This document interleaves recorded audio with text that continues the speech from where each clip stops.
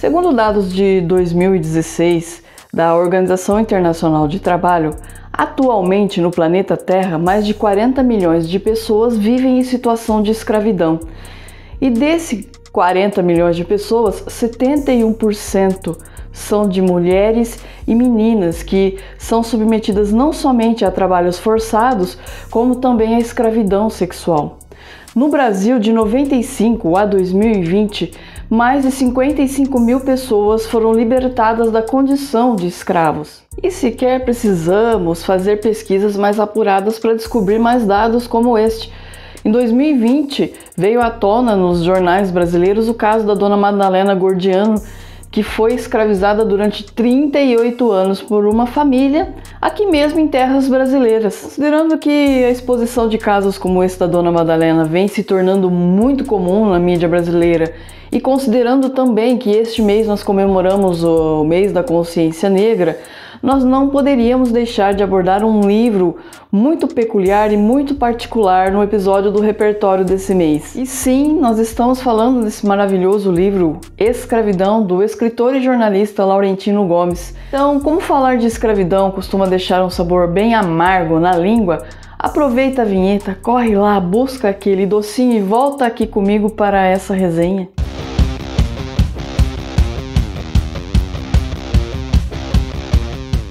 O primeiro ponto que eu gostaria de deixar claro aqui é que, se tratando de uma obra histórica, não tem como eu fazer um resumo detalhado sobre o livro Escravidão.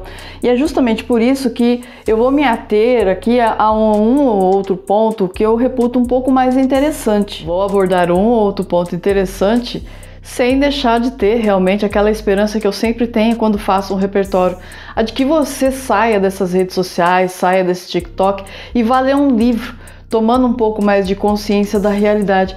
E quem sabe, com um pouco mais de pessoas conscientes da realidade, aqueles números que eu disse no começo do vídeo não comecem a reduzir até acabar. A obra Escravidão, ela foi dividida em 3 volumes, e cada volume aborda a escravidão dentro de um determinado período da nossa história.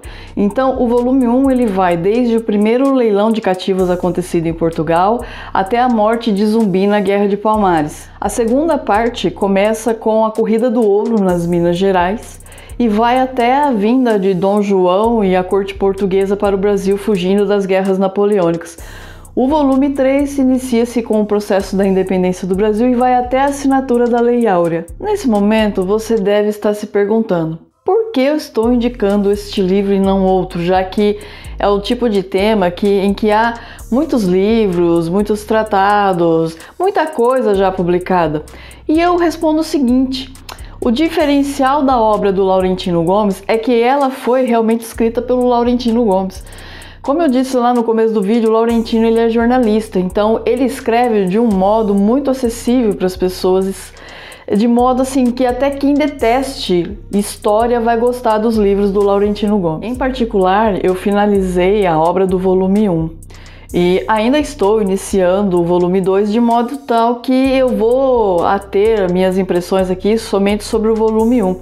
E já logo de início eu ressalto o seguinte: não pulem o capítulo introdutório, a introdução, porque muito embora seja costume nosso fazer isso, pular a introdução, porque é algo muito chato, é algo compreendido como muito chato, na verdade, no livro Escravidão, ele assume um contexto um pouco diferenciado. E por quê? Porque não se trata apenas de um panorama geral do que vai ser o livro durante o enredo. Na verdade, o Laurentino Gomes fez uma pesquisa muito detalhada para poder escrever o livro. Inclusive, fez viagens para a América do Norte, fez viagens para o continente africano, e ele dá um pouco desses detalhes de como foram essas viagens e essas pesquisas, além do que explica um pouco do vocabulário e o uso de determinadas expressões dentro do livro para evitar aí discussões sobre termos racistas, que sempre acaba gerando muito debate. Já o enredo do livro, ele esmiuça, muito bem esmiuçado, o processo empresarial que envolvia todo o tráfico negreiro. Então ele vai desde do aprisionamento e venda dos cativos lá na África, passa pelo transporte dessas pessoas via Oceano Atlântico, a chegada dessas pessoas ao Brasil, como eram feitos os leilões, né, ali na zona portuária, o deslocamento dessas pessoas até os locais de trabalho e a rotina completamente desumana que eram submetidos. Pessoal, eu vou ser bem sincera, tá? Esqueçam tudo que nós aprendemos nos bancos escolares, porque aquele conhecimento ele é muito raso para dar conta do tamanho da violência que foi esse processo do tráfico negreiro e da escravidão. Principalmente, né, o livro conta com requintes de detalhes, o processo de deslocamento da África até o Brasil. E olha, gente, era uma coisa horrível. Esses navios negreiros eram horríveis. Tanto é que na época, né, chamava-se esses navios de tumbeiros. Exatamente, tumbeiros. As condições dentro desses tumbeiros eram horríveis. Os cativos ficavam meses, né, para se deslocar da África até, no caso, o Brasil, e ficavam o tempo inteiro acorrentados. Dizem que o espaço era tão pequeno que não dava para você deitar. Só era possível você deitar de lado, de ladinho assim, sabe? E não tinha condições de higiene nenhuma, a ponto dessas pessoas, né, fazerem as suas necessidades fisiológicas no espaço em que elas estavam. A situação das mulheres era muito pior, porque além de passar por tudo isso que eu relatei para vocês, elas ainda eram estupradas pela tripulação rotineiramente.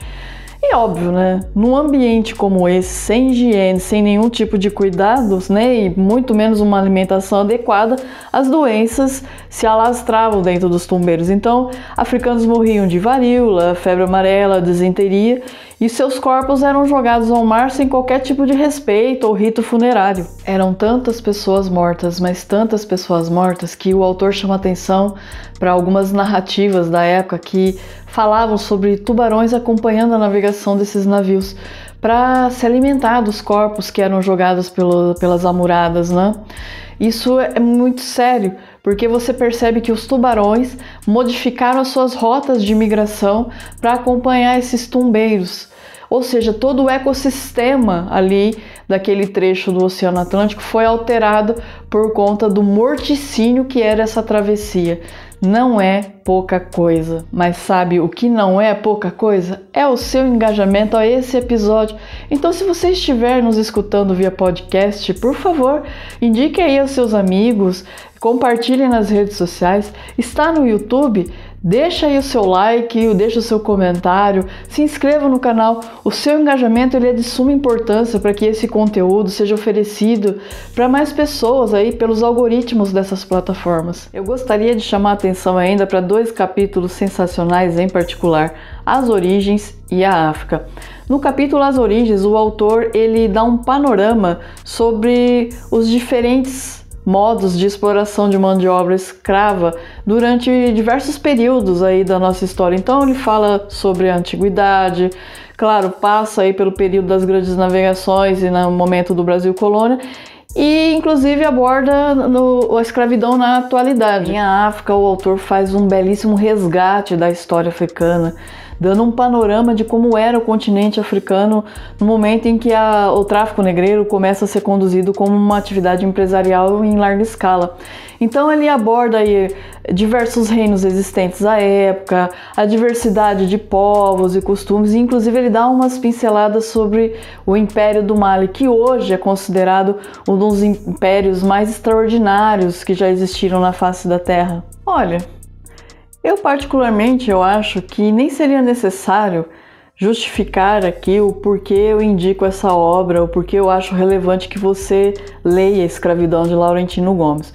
Porém, como é uma tradição do canal, eu vou tentar fazer alguns apontamentos aqui para motivar você a ler. Então, segue um pouco mais aqui comigo, não me abandone, pelo amor de Deus. Eu acredito que a principal razão para que Escravidão seja lido é a necessidade que nós brasileiros temos de nos reconhecer enquanto povo. Exatamente. Durante 3 séculos, o Brasil foi o maior território escravista do mundo. Estima-se que 5 milhões de cativos africanos foram recebidos no Brasil, e isso faz com que etnicamente o nosso país seja o segundo maior país de população preta do mundo. Ou seja, a cor predominante do Brasil é preta, exatamente. E inclusive, se formos analisar por dados proporcionais, há mais pessoas pretas no Brasil do que em muitos países africanos. E isso em si já revela um absurdo no Brasil. E por quê? Porque a despeito de preto ser maioria nesse país, quando você analisa a administração pública, cargos no legislativo, no judiciário, né, você percebe que a representatividade dessas pessoas é ínfima perto do percentual que compõe a população brasileira. Para vocês terem uma ideia, no ano de 2021, um grupo de trabalho sobre igualdade de raça e gênero vinculado ao Senado Federal publicou um relatório interessantíssimo que apontava o seguinte, que dos 81 senadores, apenas 4 se declaravam pessoas pretas, e de 513 deputados federais, apenas 125 pessoas se declaravam pessoas pretas. Ou seja, preto é maioria, porém não é representado politicamente no Brasil. E olha, já vou advertir, não tem nada de mimimi nessa história, tá? A Lei Áurea, lá em 1888, aboliu a escravidão, mas não inseriu nenhum tipo de política pública aí para ajudar a integrar esses libertos à sociedade e nem para dar nenhum tipo de amparo. Para piorar toda essa situação, no dia 13 de maio de 1891, o então ministro da Fazenda, o nosso querido Águia de Aia Rui Barbosa, promoveu uma das maiores queimas de arquivo da história da humanidade. Exatamente, tudo aquilo que dizia respeito a registro de propriedade de escravos, registros de aduaneiros, registros de pagamento de impostos que poderiam comprovar, né, a compra e manutenção de escravos, foi queimado, porque com isso haveria o impedimento de ajuizamento de processos que visavam buscar a indenização por parte dos libertos, né?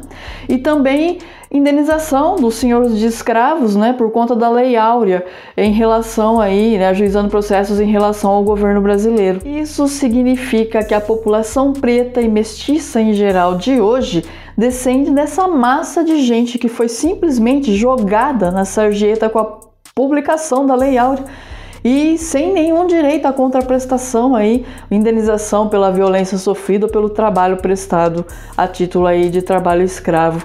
E 134 anos depois, nós vamos verificar que não existe uma política pública clara que objetiva melhorar a vida dessas pessoas. E ainda encontramos uma meia dúzia de Zé Ruela do demônio falando mal da política de cotas no Brasil. Ei, é racismo reverso. Ah, pelo amor de Deus, se preservem aí de passar vergonha. Pelo amor de Deus, se poupe, me poupe, nos poupe. Vai estudar, criar um pouco mais de vergonha na cara e consciência, pelo amor de Deus. Então é isso, pessoal. Eu espero sinceramente que vocês tenham curtido aí a indicação do repertório desse mês. Muito obrigada a todos vocês que chegaram até aqui comigo nesse imenso episódio. Um super beijo a todos que engajam, né, o nosso canal, e um beijo muito especial a você mesmo que acredita nessa esparrela de racismo reverso. Um beijo, gente. Até a próxima.